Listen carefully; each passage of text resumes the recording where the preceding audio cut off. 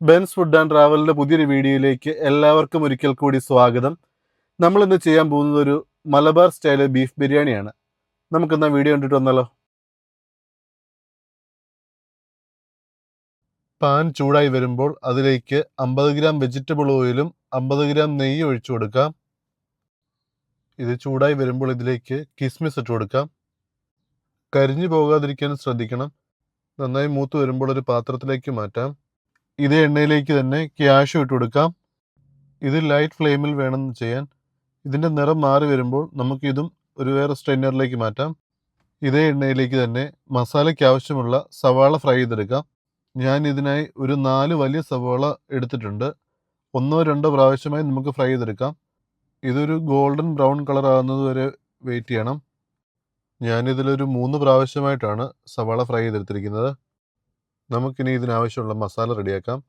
നമ്മൾ ആദ്യം ഫ്രൈ ചെയ്യാൻ ഉപയോഗിച്ച എണ്ണ തന്നെ നമുക്കിതിന് ഉപയോഗിക്കാം.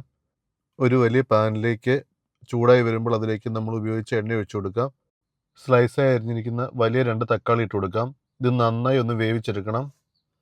തക്കാളി നന്നായി വെന്ത് ഒന്ന് ഉടയുന്നത് വരെ ഒന്ന് വെയിറ്റ് ചെയ്യണം. ഇതിലേക്ക് 2 ഇഞ്ച് നീളമുള്ള ഒരു ഇഞ്ചിയും ഒരു 20 അല്ലി വെളുത്തുള്ളിയും നന്നായി ചതച്ചതിട്ട് കൊടുക്കണം. എരിവിന് ആവശ്യമുള്ള പച്ചമുളകും ചതച്ചിട്ട് കൊടുക്കാം. എനിക്ക് എരിവ് വേണ്ടാത്തതുകൊണ്ട് ഞാൻ ഒരു 3 പച്ചമുളകേ ചതച്ചിട്ട് കൊടുത്തിട്ടുള്ളൂ. ഇതിൻ്റെ പച്ചമണം മാറുന്നത് വരെ ലോ ഫ്ലെയിമിലൊന്ന് കുക്ക് ചെയ്തെടുക്കാം. ഇഞ്ചിയുടെയും വെളുത്തുള്ളിയുടെയും പച്ചമണം മാറിയതിന് ശേഷം നമുക്കിതിലേക്ക് ഫ്രൈ ചെയ്ത് വെച്ചിരിക്കുന്ന സവാള ഇട്ട് കൊടുക്കാം. ഇത് നന്നായി ഒന്ന് ഇളക്കി യോജിപ്പിക്കണം. ഇത് നന്നായി ഇളക്കി യോജിപ്പിച്ചതിന് ശേഷം നമുക്കിതിലേക്ക് കഴുകി വൃത്തിയാക്കി വെച്ചിരിക്കുന്ന 1 കിലോ ബീഫ് ഇട്ട് കൊടുക്കാം. അല്പം നെയ്യോട് കൂടി ഇടുന്നതാണ് നല്ലത്. ഇതിന് നന്നായി ഒന്ന് ഇളക്കി യോജിപ്പിക്കാം. ഇതിൽ വേറെ മുളക് പൊടിയോ മല്ലിപ്പൊടിയോ മഞ്ഞൾപ്പൊടിയോ ഒന്നും ചേർക്കേണ്ട ആവശ്യമില്ല. ഇത് നന്നായി ഒന്ന് മിക്സ് ആയതിനു ശേഷം നമുക്കിതിലേക്ക് ആവശ്യത്തിനുള്ള ഉപ്പിട്ട് കൊടുക്കാം. ഇത് നന്നായി ഒന്ന് ഇളക്കി യോജിപ്പിക്കണം. ഇനി ഇതിലേക്ക് 1 കപ്പ് പുളിയില്ലാത്ത തൈര് ഒഴിച്ചു കൊടുക്കാം. ഇതിൽ ഞാൻ വേറെ വെള്ളമൊന്നും ഒഴിച്ചു കൊടുക്കുന്നില്ല. ഇതിനെയും നന്നായി ഒന്ന് ഇളക്കി യോജിപ്പിക്കണം. ഇതിലേക്ക് 1 ടേബിൾ സ്പൂൺ ഗരം മസാല കൂടി ഞാൻ ഇട്ട് കൊടുക്കുന്നുണ്ട്. ഇത് നന്നായി ഒന്ന് ഇളക്കി മിക്സ് ചെയ്തതിന് ശേഷം ഞാനിത് കുക്കറിലേക്ക് മാറ്റുകയാണ്. മീറ്റ് നന്നായി വെന്ത് ഒരു സ്മൂത്ത് ആകുന്നത് വരെ വേവിച്ചെടുക്കണം. ഇനിയും നമുക്കിതിനാവശ്യമുള്ള റൈസ് ഉണ്ടാക്കിയെടുക്കാം. ഒരു പാൻ എടുത്ത് അതിലേക്ക് കുറച്ച് നെയ്യ് ഒഴിച്ച് കറുവപ്പട്ട, ഗ്രാമ്പു, ഏലക്ക ഇതിട്ട് കൊടുത്ത് ഒന്ന് പൊട്ടുന്നത് വരെ ഒന്ന് വെയിറ്റ് ചെയ്യണം. ഇതൊന്ന് പൊട്ടിക്കഴിയുമ്പോൾ ഇതിലേക്ക് 1 ഗ്ലാസ് അരിക്ക് 1.5 ഗ്ലാസ് വെള്ളം എന്ന രീതിയിൽ വെള്ളം ഒഴിച്ചു കൊടുക്കാം. ഞാനൊരു 4 ഗ്ലാസ് അരി ഇടുന്നുണ്ട്. അതുകൊണ്ട് തന്നെ ഒരു 6 ഗ്ലാസ് വെള്ളം ഒഴിച്ചു കൊടുക്കുന്നുണ്ട്. ഈ സമയത്ത് റൈസിന് ആവശ്യമുള്ള ഉപ്പിട്ട് കൊടുക്കാം.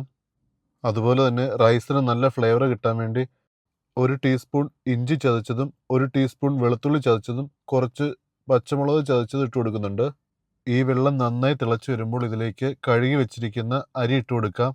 അരി കഴുകി കുതിർക്കാൻ വെക്കരുത്, കുതിരാതെ തന്നെ ഇട്ട് കൊടുക്കണം.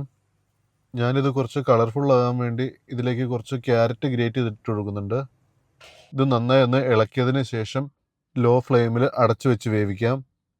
ഇതിൻ്റെ മുകളിലെ വെള്ളം പറ്റുമ്പോൾ ഇത് നന്നായി ഒന്ന് ഇളക്കി യോജിപ്പിക്കണം. ഈ സമയത്ത് ഉപ്പ് കുറവുണ്ടെങ്കിൽ ഉപ്പിട്ട് കൊടുക്കാം. റൈസ് വേകുന്ന സമയത്ത് ബീഫ് വെന്ത് നോക്കാം. എൻ്റെ ബീഫ് വെന്ത് വന്നിട്ടുണ്ട്. ഞാൻ കുക്കറിൽ നിന്നൊരു പാനിലേക്ക് മാറ്റിയിട്ടുണ്ട്.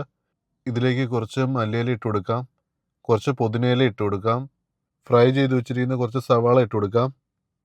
ഞാൻ കുറച്ച് ക്യാഷ്യൂവും കിസ്മിസും കൂടി ഇട്ട് കൊടുത്തിട്ടുണ്ട്. ഇനി നമുക്കിതിലേക്ക് ഒരു ഹാഫ് നാരങ്ങയുടെ നീര് കൂടി ഒഴിച്ചു കൊടുക്കാം. ഒരു പിഞ്ച് ഗരം മസാല കൂടി ഇട്ട് കൊടുക്കാം. അങ്ങനെ മസാല റെഡി ആയിട്ടുണ്ട്. നമുക്കിനി ഇതൊന്ന് ദം ചെയ്തെടുക്കാം. മസാലയുടെ മുകളിലേക്ക് റൈസ് ഇട്ട് കൊടുക്കാം.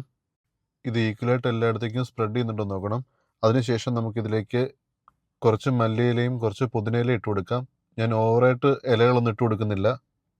ഫ്രൈ ചെയ്ത് വെച്ചിരിക്കുന്ന ക്യാഷ്യൂം കിസ്മിസും സവാള ഇട്ട് കൊടുക്കാം. ഞാൻ ഇതുപോലെ ഒരു 3 ലെയർ ചെയ്തിട്ടുണ്ട്. അവസാന ലെയറിൻ്റെ മുകളിലായി 1/2 ടീസ്പൂൺ ബിരിയാണി എസൻസും പൈനാപ്പിൾ എസൻസും ഇട്ട് കൊടുത്തിട്ടുണ്ട്. കുറച്ച് ഗരം മസാലയും കുറച്ച് നെയ്യും ഒഴിച്ചു കൊടുത്തിട്ടുണ്ട്. ഇതിന് നമുക്ക് അടച്ചു വെച്ച് ദം ചെയ്യാം. ഒരു 5 മിനിറ്റ് ഹൈ ഫ്ലെയിമിൽ വെച്ചതിന് ശേഷം ഓഫ് ചെയ്ത് ഒരു 10 മിനിറ്റ് വെയിറ്റ് ചെയ്തതിന് ശേഷം നമുക്കിത് സെർവ് ചെയ്യാം. മലബാർ ബീഫ് ബിരിയാണി റെഡി ആയിട്ടുണ്ട്.